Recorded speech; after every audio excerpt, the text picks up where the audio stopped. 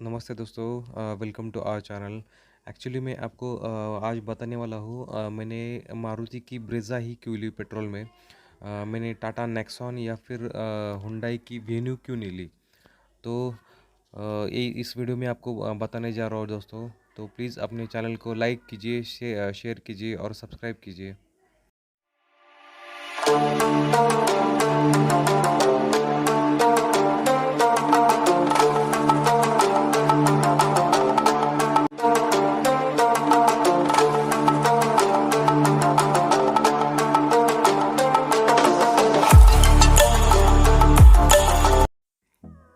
जैसे कि दोस्तों आप सभी को मालूम है, मेरे पास विटारा मारुति की विटारा ब्रेज़ा मॉडल है।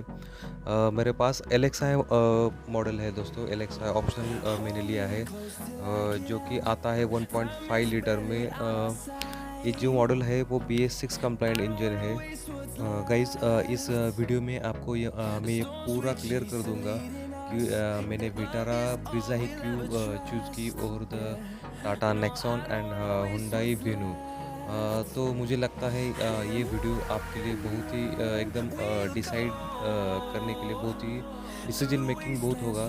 सो गाइस, जो अपना वीडियो है वो लास्ट तक बने रहिए, बीच में स्किप मत करो, तो आपको इसका पूरा अंदाज़ा आ जाएगा। गाइस, मुझे मारुति विटारा ब्रेज़ा लेने से पहले मेरे पास मारुति की गाड़ी थी। मेरे पास मारुति का जेन स्टीलो मॉडल था, शायद आपको पता होगा सबको। एक्चुअली उसकी जो उसका जो सिटिंग पोस्चर है वो मुझे बहुत ही अच्छा लगता था, इसलिए मैंने एक्चुअली मेरे दिल में मैंने कहीं पे तो सेट करके रखा था मेरा माइंडसेट कि मुझे अगर गाड़ी लेनी है तो मैं एसयूवी सेगमेंट में ही कुछ गाड़ी लूँगा। तो इसके लिए मैंने एक्चुअली एक 3 गाड़ियाँ मैंने डिसाइड की थी। तो उसमें से थी पहली टाटा की नेक्सॉन एक्सई मॉडल, और हुंडई का एस मॉडल एक्चुअली मैंने देखा था। और उसके बाद मैंने जो मारुति का ब्रेज़ा जो है उसका एलेक्साई ऑप्शनल मॉडल मॉडल मैंने देखा था। मेरा गाड़ी का जो बजट था वो एक्चुअली 8 लाख से लेकर 8 लाख साढ़े 8 लाख तक था। तो उसके रेंज में गाड़ी मैं देख रहा था। मैंने मारुति की बलिनो भी देखी थी, पर एक्चुअली उसमें कुछ लेने का कुछ मतलब ही नहीं बनता था गाड़ी का। और उसके बाद मैंने टाटा की नेक्सॉन देखी थी, तो मुझे थोड़ा सा रेटिंग वाइज गाड़ी एक्चुअली मैंने फाइनलाइज़ की, तो मुझे नेक्सॉन और ब्रेज़ा थोड़ी सी अच्छी लगी, क्योंकि जो नेक्सॉन है वो 5 स्टार रेटिंग रैंकिंग में है, और जो मारुति की ब्रेज़ा है वो 4 स्टार में है। तो मैंने डिसाइड किया था कि मुझे टाटा की नेक्सॉन एक्सी मॉडल देखना चाहिए था। उसका जो प्राइस था अप्रॉक्सीमेटली वो 8.36 लाख ऑन रोड था, और उसमें एक्चुअली डिस्काउंट वगैरह कुछ नहीं था गाड़ी पे। एक्चुअली मुझे 5,000 पुणे में डिस्काउंट मिल रहा था। और उसमें एक्सई मॉडल में जो फीचर्स आते थे इसकी एक्चुअली मुझे जो सबसे बेहतरीन बात लगी, उसकी जो बिल्ड क्वालिटी है वो सच में लाजवाब है। और उसका जो टर्बो इंजन है वो भी एकदम बढ़िया है। पर एक्चुअली एक्सई मॉडल देखा जाए तो उसके कॉन्स एक्चुअली मुझे बहुत थोड़े ये लगे। तो उसमें से पहला था जो गाड़ी में जो एक्सी मॉडल में जो आता है उसमें ब्लैक डोर हैंडल आते हैं, और जो फ्रंट की जो ये है ना पावर विंडो, सिर्फ 2 ही पावर विंडो आते हैं, रियर में कुछ पावर विंडो आते नहीं उसमें। और जो बाहर के जो ORV में है गाड़ी के, वो दोनों भी ब्लैक आते हैं। तो एक्चुअली देखा जाए तो प्राइस वाइज थोड़ा सा ये मुझे वर्थ नहीं लगा।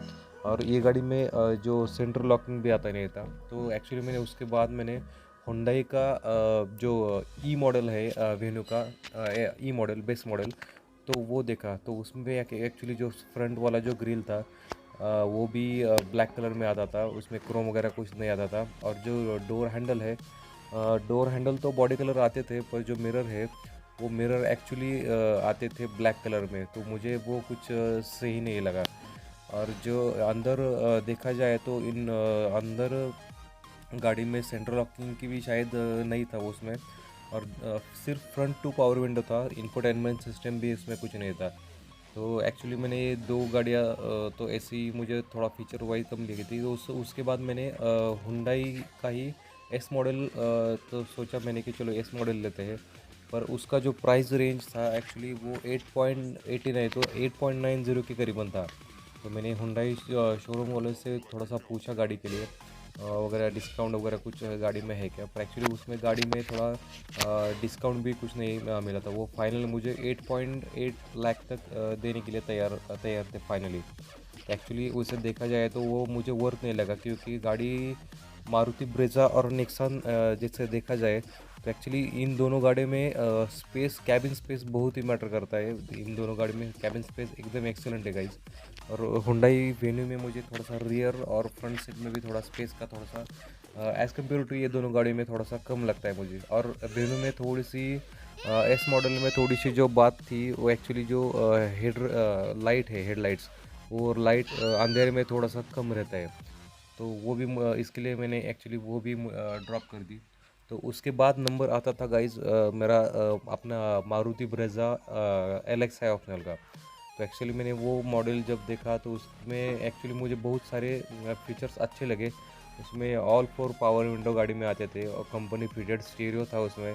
और उसकी साउंड क्वालिटी भी एकदम एक्सेलेंट थी गाइस। और इलेक्ट्रिकली एडजस्टेबल IRVM, क्योंकि हम अंदर से जो मिरर है बाहर के वो एडजस्ट कर सकते थे, वो बाकी किसी गाड़ी में नहीं आते थे। और इसमें जो गाड़ी का जो सेंटर लॉक है वो की के साथ ही था।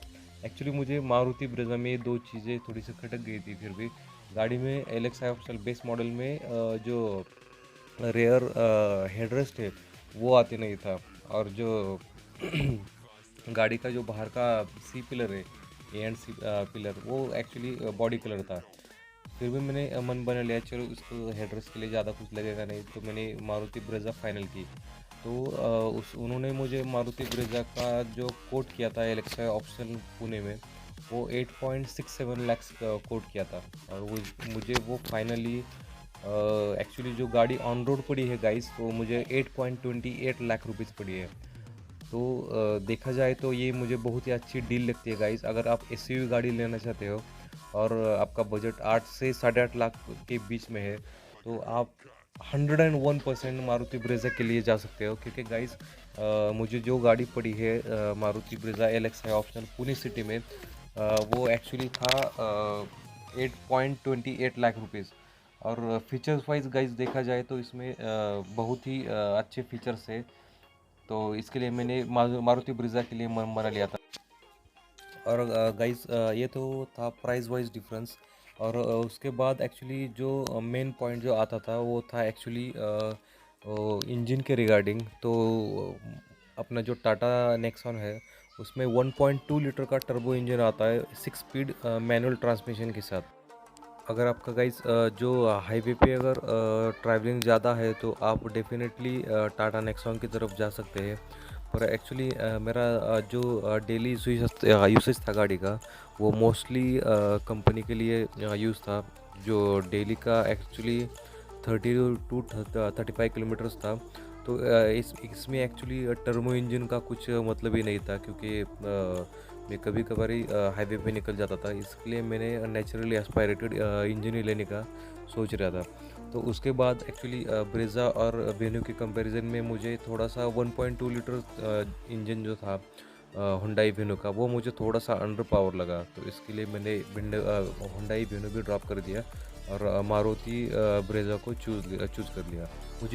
मुझे जो शोरूम ने मारुति ब्रेज़ा LX ऑप्शनल के लिए जो क्वांटिटी जो प्राइस कोट किया था गाइस, वो था 8.67 लाख रुपीज़। तो उसमें से एक्चुअली मुझे जब मैंने गाड़ी लेते टाइम थोड़ा सा बार्गेनिंग किया था, तो मुझे 25,000 तक का डिस्काउंट शोरूम वाले ने ऑफ़र किया था। तो उसके लिए इतना मुझे डिस्काउंट शोरूम वाले से मिला था। और मुझे टोटल ऑन रोड गाड़ी जो पड़ी थी 8.28 लाख रुपीज़ पड़ी थी। तो एक्चुअली मेरे हिसाब से वो बहुत ही वर्थ है। तो गाड़ी लेने के बाद गाइज मैंने सोचा कि एक्चुअली बेस मॉडल है, इसमें मोस्टली बहुत सारे फीचर्स कवर होते हैं, तो क्यों ना इसको टॉप मॉडल के करीबन बनाया जाए। तो मैंने एडिशनली और इसमें एक अप्रॉक्सीमेट 70 to 74,000 थोड़ा स्पेंड किया।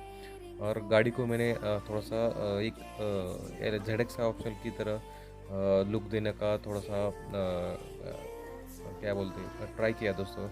अगर आपने मेरे गाड़ी के कुछ शॉट्स देखे नहीं होंगे तो मैं अपने प्रीवियस वीडियोस में जाके आप अपनी गाड़ी चेक कर सकते हैं। मेरा बेस मॉडल जो था वो एक्चुअली दिखने में कैसा दिखता है आप सभी को मालूम है, एलेक्सा ऑप्शन। तो उसको मैंने अलॉय व्हील्स वगैरह डाल के गाड़ी में नया थोड़ा सा एक मॉडिफिकेशन किया है। और जो सी पिलर था उसको ब्लैक एंड किया है। गाड़ी में हेडरेस्ट वगैरह एडिशनली बिठाया गाइस। तो उसमें ऐसा मुझे अभी कुछ ऐसा लगता नहीं है कि गाड़ी में कुछ डिफरेंस बाकी रह गया। और गाड़ी के अभी माइलेज की बात करी जाए तो गाड़ी मुझे आराम से मेरे रेगुलर सिटी और छोटे से रास्तों पे एक्चुअली मुझे 15 प्लस एवरेज निकल के देती है।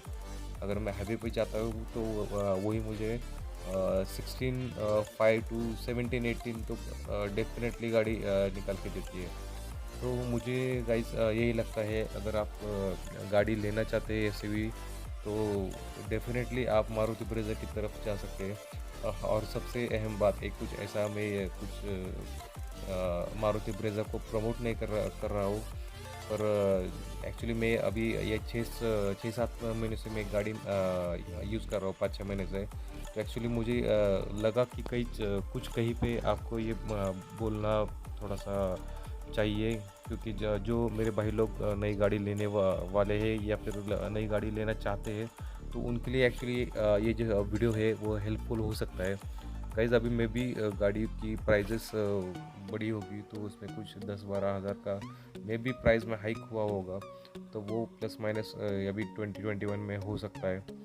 बट प्राइस वाइज और फीचर वाइज अगर आपको गाइस गाड़ी लेनी है तो शायद मेरे ख्याल से Maruti Brezza Alexa option is the best choice guys. So you can definitely go for it. And actually गाड़ी राइड करने में भी बहुत एक्सेलेंट है गाइज, उसमें कुछ दिक्कत ही नहीं मुझे फील हुई ऐसे गाड़ी में। गाड़ी एकदम मक्खन की तरह चलती है। और इसका इंजन देखा जाए नेचुरली एस्पायरेटेड है, बहुत ही एक्सेलेंट परफॉर्मेंस निकल के आता है। और पावर रेशो है वो बहुत ही एकदम एक्सेलेंट है गाड़ी में। तो ऐसा इसमें कुछ दिक्कत वाली बात मुझे न लगती नहीं है। यूट्यूब पर है बहुत मैंने वीडियोस देखे गाइस, तो उसमें ऐसा बोला जाता है कि 1.5 लीटर इंजन वो थोड़ा सा अंडर पावर लगता है या फिर कुछ लैगी फील करता है। पर गाइस मैं जिस रूट से डेली जाता हूँ उस रूट्स में थोड़ा सा घाट सेक्शन वगैरह पड़ता है। या मैं आपको क्लियरली बता दूँ, मैं उस घाट सेक्शन में गाड़ी का जो फिफ्थ गियर है वो मुझे कम भी नहीं करना पड़ता। इतना गाड़ी ना एकदम एक्सेलेंट तरीके से निकल जाती है, तो मुझे कहीं पे भी ऐसा फील नहीं होता है कि गाड़ी कुछ अंडर पावर है। तो गाइज़ अगर आप सोच रहे हैं कि आप मारुति ब्रेज़ा पेट्रोल गाड़ी लेना चाहते हो तो गाइज़ मेरा तो ओपिनियन है, definitely you can go for it. बेहतरीन एकदम एक्सेलेंट इंजन है। मैं आपको गाइज़ वीडियो में आगे डाल दूंगा कि एक्चुअली मैं गाड़ी लेने के बाद कैसी थी, और जब मैंने गाड़ी मॉडिफाइड की तो वो गाड़ी का लुक कैसे निकल के आया और गाड़ी दिखने में कैसे अभी दिख रही है। तो मैं आपको इस आगे वीडियो में कुछ फ़ोटोज़ डाल दूंगा तो आपको क्लियरली आइडिया लग जाएगा।